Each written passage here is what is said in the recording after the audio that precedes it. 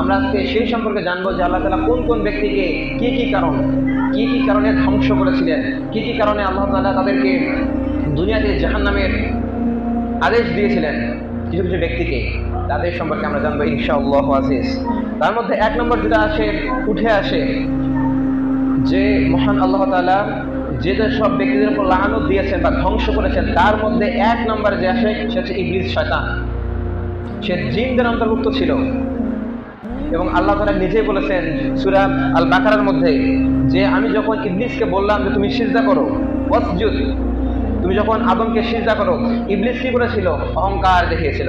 আল্লাহ তাআলা এক নম্বর পয়েন্ট বললেন যে কোনো ব্যক্তি যদি ধ্বংসের দিকে যায় তার এক নম্বর পয়েন্ট হচ্ছে তার অহংকার। এই অহংকার আল্লাহ তাআলা কখনোই পছন্দ করেন না। আল্লাহ তাআলা বলেছেন যে তোমরা কখনো অহংকার করে রাস্তা দিয়ে হেঁটো না। এবং অহংকার, নবী সাল্লাল্লাহু আলাইহি ওয়াসাল্লাম বলেন যে অহংকার এমন একটা জিনিস, কথাটা মনোযোগ দিয়ে শুনবেন। নবী সাল্লাল্লাহু আলাইহি ওয়াসাল্লাম বলছেন যে কালো রাত্রিতে, গভীর কালো রাত্রি যেখানে কোনো জ্যোৎস্না নাই, কালো রাত্রিতে কালো পাথরের উপর কালো পিঁপড়া যেভাবে হেঁটে যায়, যেভাবে হেঁটে গেলে বোঝা যায় না, ঠিক সেরকম ভাবে মানুষের ভিতরে অহংকার ঢুকে যায়। এবং এই অহংকার করার কারণেই আল্লাহ তাআলা ইবলিসকে, যে ছিল কি ফেরেশতাদের চেয়েও শ্রেষ্ঠ, আল্লাহ তাআলা ওরা শ্রেষ্ঠ, উনি এমন ইবাদত করছে, ইবলিস ইবাদত করতে করতে করতে করতে আল্লাহ তাআলাকে শ্রেষ্ঠত্বের মর্যাদা দিতে এমন এক পর্যায়ে নিয়ে গেছে যে ফেরেশতাদেরকেও ছাড়িয়ে গেছে, ইবলিস ছাড়িয়ে গিয়েছিল। এবং একটা মাত্র অহংকার করার কারণেই, আল্লাহর একটা আদেশ অমান্য করার কারণেই আল্লাহ তাআলা ওই জায়গা থেকে তাকে এমন যে নিকৃষ্ট জায়গায় নামিয়ে দিয়েছে। এবং আল্লাহ তাআলা বলেছেন যে কিয়ামত পর্যন্ত তোর যত অনুসারী হবে, যারাই তোর ইয়া করবে, সব গুলো জাহান্নামে ঢুকাবো। কত বড় কথা আল্লাহ তাআলা বলছেন, যে ইবাদত করতে করতে শ্রেষ্ঠ হয়ে গিয়েছিল এবং সেখান থেকে আল্লাহ তাআলা তাকে কোন পর্যায়ে নামিয়ে দিয়েছেন। এবং আল্লাহ তাআলা নিজে বলছেন যে তোমরা কখনো অহংকারের কাছেও যেও না, কারণ অহংকার হচ্ছে আমার চাদর। আল্লাহ তাআলা নিজে বলছেন যে অহংকার হচ্ছে আমার চাদর, আর যে অহংকার করে সে আমার চাদর নিয়ে টানাটানি করে।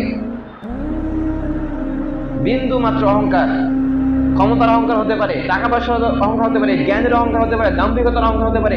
অহংকার মানে মুমিনের ভিতরে ঠিক সেভাবে মহানবী সাল্লাল্লাহু আলাইহি ওয়াসাল্লাম বলছেন যে কালো রাত্রিতে কালো পাহাড়ে কালো পাথরের মধ্য দিয়ে কালো পিঁপড়া হেঁটে গেলে যেমন বোঝা যায় না, মুমিনের ভিতরে ঠিক সেই রকম ভাবে অহংকার প্রবেশ করে।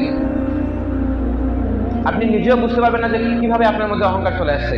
এবং এই অহংকারের কারণে আল্লাহ তাআলা এই শুধু ইবলিস না, এত জাতিকে ধ্বংস করছে অহংকারের কারণে। এই অহংকার এমন একটা ভয়ানক জিনিস, এই অহংকার। এই জন্য আল্লাহ তাআলা নিজেও বলছেন যে তোমরা কি করো না, কখনো অহংকার করে রাস্তা দিয়ে হেঁটো না, অহংকার করে বের হইও না, কারণ অহংকার হচ্ছে আমার চাদর। আমরা কিসের অহংকার করি, কিসের আমাদের অহংকার? এই ক্ষুদ্র জ্ঞানে, যেখানে আল্লাহ তাআলা বলছেন যে রব্বানা মা খালাকতা হাযা বাতিলা সুবহানাকা ফাকিনা আযাবান নার। তুমি জ্ঞানের অহংকার করো, তুমি তোমার এইটুকু চিন্তা করো যে রব্বানা মা খালাকতা হাযা বাতিলা সুবহানাকা ফাকিনা আযাবান নার, যে পৃথিবীতে আমি যা কিছু সৃষ্টি করেছি তোমার থেকে অনেক জ্ঞান দিয়ে সৃষ্টি করেছি। মূসা আলাইহিস সালামের কওমের সময় মূসা আলাইহিস সালাম একদিন তার কওমের লোকদেরকে নিয়ে দ্বীনের দাওয়াত বলছিলেন, মানে দিনের কিছু কথা বলছিলেন। তখন এক লোক দাঁড়িয়ে বলল, জিয়া নবী মূসা, আপনি বলেন তো এই যুগের বা বর্তমান বিশ্বের সব থেকে জ্ঞানী ব্যক্তিকে? মূসা আলাইহিস সালামকে জিজ্ঞাসা করলো তার এক উম্মত আর কি, যে এই বিশ্বের সব থেকে জ্ঞানী ব্যক্তিকে? তখন মূসা আলাইহিস সালাম বললেন যে, তিনি বলেছেন যে ইন্নী, মানে আমি। তিনি হঠাৎ করে বলে ফেলেছেন যে আমি।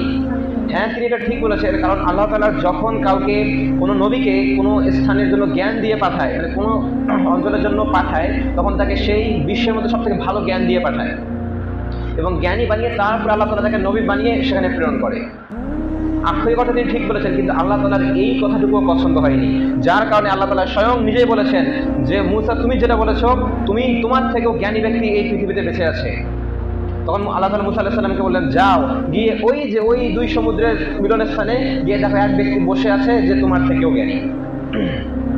তখন মূসা আলাইহিস সালাম আল্লাহ সেই জায়গায় গিয়ে তার সঙ্গে দেখালো খিজির আলাইহিস সালামের সাথে। এবং খিজির আলাইহিস সালামের সঙ্গে যখন তিনি নৌকায় ভ্রমণ করতেছিলেন, ভ্রমণ করা অবস্থায় খিজির আলাইহিস সালাম বলতেছে যে ভ্রমণ করতে করতে একটা পাখি এসে সেই নৌকার কিনারায় বসলো এবং বসার পর পাখিটা সমুদ্র থেকে কিছু পরিমাণ পানি খেয়ে নিল। খেয়ে নেওয়ার পর পাখিটার চোখে, মানে ঠোঁটে কিছুটা পানি লেগে আছে। তখন মূসা আলাইহিস সালামের খিজির আলাইহিস সালাম বলতেছে যে মূসা, তুমি কি দেখতে পারতেছো যে ওই পাখিটার ঠোঁটে কিছু পানি লেগে আছে? তখন মুসা আলাইহিস সালাম বললেন যে হ্যাঁ দেখতে পাচ্ছি কিন্তু পানি লেগে আছে। তখন খিজির আলাইহিস সালাম বললেন যে এই সাগরটা হচ্ছে আল্লাহর জ্ঞান, আর ওই যে পাখির ঠোঁটে পানি খাওয়ার পর যে হালকা একটু পানি লেগে আছে এটা হচ্ছে সারা বিশ্বের মানুষের জ্ঞান। আমাদেরকে কতটুকু জ্ঞান দিয়ে পাঠানো হয়েছে, এর এই সাগরটা হচ্ছে মহান আল্লাহ তাআলার জ্ঞান। এবং আল্লাহ তাআলা নিজে বলেছেন যদি পৃথিবীতে সমস্ত গাছ যদি কলম হয়ে যায়, সাগরের সমস্ত পানি যদি কালি হয়ে যায়, পৃথিবীতে সমস্ত গাছ যদি কলম হয়ে যায়, সাগরের সমস্ত পানি যদি কালি হয়ে যায়, তারপরও কেউ আল্লাহ তাআলার সৃষ্টি নিয়ে আল্লাহ তাআলার জ্ঞান নিয়ে লিখে কোনোদিন শেষ করতে পারবে না।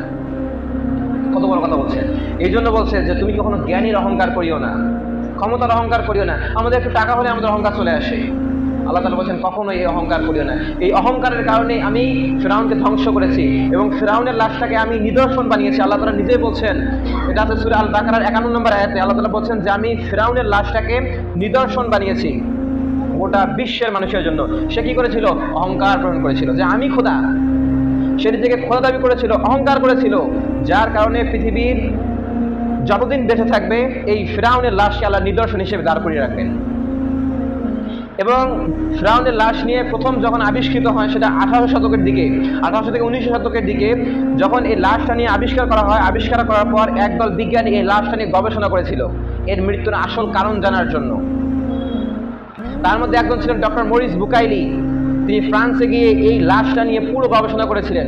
গবেষণা করার পর তিনি একটা বই লিখেছিলেন, the Bible and Quran the light off science, মানে বিজ্ঞানের আলোকে কোরআন এবং বাইবেল, এই একটা তিনি বই লিখেছেন। এবং তিনি বইয়ের শেষে এই জিনিসটা লিখেছিলেন যে পৃথিবীর কোথাও কোনো গ্রন্থেই এই ফিরআউনের মৃত্যুর ঘটনা নিয়ে কোনো বর্ণনা করা নাই একমাত্র কোরআনুল কারীম ছাড়া। এবং আল্লাহ তাআলা স্পষ্ট বলেছেন, আমরা সবাই জানি যে আল্লাহ তাআলা ফিরআউনকে সেই পানির মধ্যে ডুবাইয়া মারছেন যেখানে মিঠা পানি ছিল, সমুদ্রের লবণাক্ত পানি, সমুদ্রের লবণাক্ত পানি। এবং যখন ফিরআউনের লাশটা নিয়ে গবেষণা করা হয়, বিজ্ঞানীরা তার ফুসফুস চেক করছেন সে কত বছর আগে। এবং আল্লাহ তাআলা এটাও বলছেন যে তোমার ফিরআউনের লাশ কখনো কোনো পোকামাকড় খাবে না, কখনো কোনো মাটি ভোগ করবে না, কখনো কোনো জন্তু তাকে আক্রমণ করবে না, এবং কিয়ামত পর্যন্ত সে সংরক্ষিত থাকবে। যখন তার ফুসফুস নিয়ে গবেষণা করা হয়, ফুসফুসের ভিতরে বিজ্ঞানীরা সার্চ করে দেখলো যে সেখানে লবণাক্ত পানি পাওয়া গেছে। সেখানে সমুদ্রের লবণাক্ত পানি খেতে খেতে সে লবণাক্ত পানি খেতে খেতে যখন তার ফুসফুসে একদম ভর্তি হয়ে গেছে, আল্লাহ তাআলা তাকে ওইভাবে ডুবিয়ে মারছে সে অহংকার প্রেরণ করার জন্য। আল্লাহ তাআলা এই জন্যই বলছেন যে পৃথিবীতে যে সকল জাতি ধ্বংস হয়েছে তার মধ্যে অধিকাংশই তারা অহংকার পোষণ করে চলতো।